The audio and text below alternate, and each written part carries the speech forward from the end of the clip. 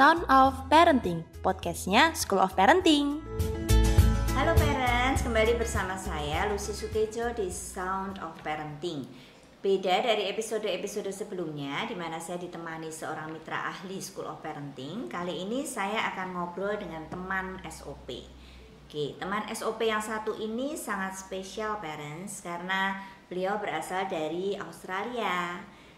Sehingga beliau agak kurang lancar berbahasa Indonesia. Karena itu saya akan ngobrol sedikit dalam bahasa Inggris ya parents ya. Oke, semoga bahasa Inggris saya nggak malu-maluin ya. Oke, nah beliau merupakan salah satu founder dari sekolah Kumai School yang berlokasi di Jalan Sumberan 2 nomor 23 Sariharjo, Ngaglik, Sleman, Yogyakarta. Sekolah ini cukup unik karena berbeda dari sekolah-sekolah arus utama atau yang mainstream yang ada di Indonesia. Sekolah ini merupakan sekolah inklusi. Sekolah ini pun menerapkan kurikulum anti-bullying dan mendidik para siswanya menjadi agen-agen anti-bullying. Nah, saya mau mulai nih ya parents ya. Apa sih sebenarnya yang membuat beliau ini tertarik untuk membuat sekolah di Indonesia, di Jogja pula? Nah, pengen tahu ya parents ya? Yuk kita kepoin bareng nih teman SOP yang satu ini, yaitu Dr. Margaret Shore. Oke, halo Mrs. Shore. Hello, Lucy. Okay, how are you today? I'm very well, thank you. I'm a bit hoarse, so I'll try to clear my voice. Okay, so you are going back and forth from Australia to Indonesia? I am. About 4 times a year I come to Indonesia. Oh, okay. Okay, jadi Ibu Margaret ini sudah berusia 83 tahun ya parents, dan beliau masih semangat ya. Beliau masih semangat, masih travel alone dari Australia ke Indonesia demi membangun pendidikan yang lebih baik juga di Indonesia. Okay, so how long have you known Indonesia? The first time I came was in 1999. And I knew nothing about Indonesia except how to spell Jakarta when it was under the Dutch rule. Yeah. Okay. And then, so it's from 1999. So it's been 19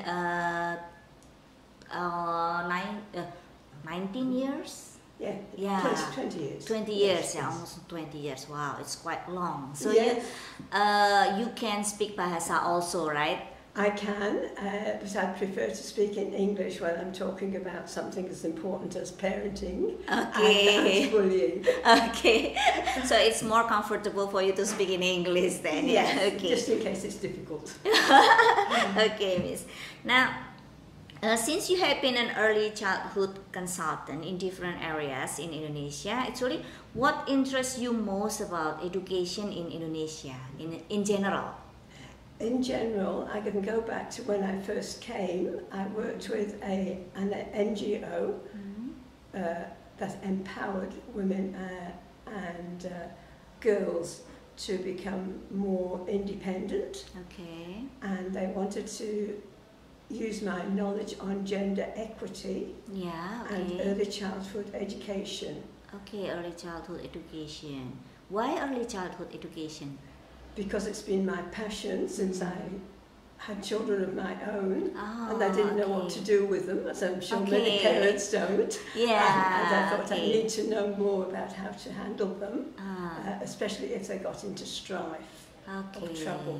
Okay. So actually everything starts from the early childhood education, right? Yes, if we can get the early childhood right, up to 12 or 13 years, then the children usually have a very good start in life, and they can cope with the teenage years if they've had a stable 12 years. Okay, so you have to give like a good foundation for the as early as possible. Exactly, and help them to enjoy learning. They need to learn to learn as well as develop.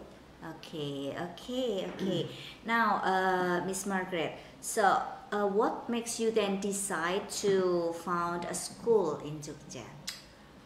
I made some very good friends early on, and Miss Riri, who you'll be hearing from, and Pak Danu were two of my very first good friends. Okay, so there is Miss Riri too in here. Hi, Miss Riri. Hi. Okay. And Pak Danu. Okay, hello Pak Danu. Halo. Okay. jadi mereka ini yang membantu Miss Margaret untuk found a school here in Jogja, right? Yes, they Okay. and two other friends wanted to start a school, especially for children who were disadvantaged. In the first place, by not having a birth certificate, Oh, because their father's name was not on the certificate. okay. And that is not the child's fault. And every child deserves schooling from whomever can give it. Okay. We had a lot of scholarships for these children, as they had no income in those early years. Yes. And that was the first reason. The second reason was for the children who have some sort of difference from the mainstream. And that difference could be physical, and it could be cultural, it could be the religious difference, or many other differences. And they were denied access to school, some schools, or some were denied access to all schools. So our school was very special in Yogyakarta because we accepted all children under 5 years of age, regardless of their ability or their heritage. Oke, so misi dari sekolah ini sebenarnya mulia sekali nih ya parents. Jadi awalnya dari sekolah ini adalah sebenarnya to help ya, untuk membantu anak-anak yang tadi tidak punya birth certificate ya, kemudian ada kebutuhan khusus ya, kemudian yang istilahnya sebenarnya ditolak di sekolah-sekolah pada umumnya seperti itu. Oke, jadi kenapa sekolah ini didirikan pada awalnya? Sejak kapan ya? Jadi mixed language ya. Okay. Jadi sejak since when this school was established? We talked about it in 2004. Oh, 2004. And So it's before the end of that year, we had started the school. Miss Ruri was the first principal. okay. He helped establish the anti-bullying through research overseas with myself. Okay, so it's been 15 years ya, up to now. Yeah. Ya, okay, so it's been 15 years. Oke, nah sekarang mungkin saya ingin tanya sedikit nih dengan rekan founder dari Miss Margaret, mungkin dengan Pak Danu ya. Jadi sebenarnya apa sih yang ingin di-achieve ya, yang ingin dicapai, goalnya dari melalui sekolah Kumai School ini sebenarnya apa goalnya? Ya, pada waktu tahun 2005 kita ketahui bahwa ada banyak sekolah-sekolah yang eksklusif ya pada waktu itu. Jadi kami ingin bahwa sekolah kami itu bukanlah yang eksklusif, tetapi yang inklusif dan melihat bahwa perbedaan-perbedaan itu bisa disatukan dalam satu sekolah. Ada perbedaan dengan ekonomi, orang tua, perbedaan dengan kemampuan mereka masing-masing, dan mereka bisa bekerja sama sebetulnya. Jadi mereka bukan hanya memikirkan diri mereka sendiri supaya mereka berhasil sendiri, tetapi mereka bisa bekerja sama dengan teman-temannya supaya bisa maju bersama. Itu yang kami cita-citakan pada saat itu. Jadi kami tidak mau mereka terpecah belah oleh perbedaan-perbedaan itu. Oke, jadi misi dari sekolah ini sebenarnya ingin menyatukan ya, mengajarkan anak untuk bisa berkolaborasi begitu ya istilahnya. Iya. Lalu juga kami juga dalam visi dan misi kami ingin mengajarkan anak supaya mereka tidak bias gender, lalu juga mereka bisa mandiri seperti sekolah-sekolah yang lain juga mungkin mempunyai cita-cita seperti itu, dan juga supaya mereka bisa luas atau fleksibel menghadapi segala macam problema di kehidupan mereka, sehingga mereka tidak patah semangat seperti itu. Oke, bagus sekali nih ya parents untuk misi dari sekolah Kumai School ini. Nah, sekarang saya ingin juga tanya nih sama Miss Riri ya Miss ya. Oke. Nah, gimana sih sebenarnya kalau tadi kan misinya sudah dijelaskan nih oleh Pak Danu ya. Jadi ingin bisa anaknya berkolaborasi, lebih inklusi ya, bersama-sama lah menghargai perbedaan satu dengan yang lain. Nah, bagaimana ini diterapkan gitu dalam proses day to day teachingnya nih sehari-hari? Yang paling simpel gitu, sekolah kita nggak pakai seragam.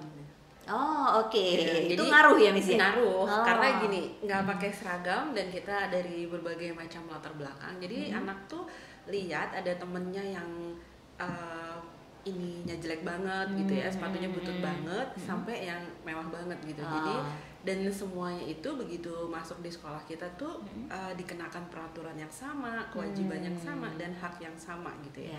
Jadi orang nggak bisa ini lagi, nggak bisa apa ya, nggak bisa merasa lebih dari yang lain.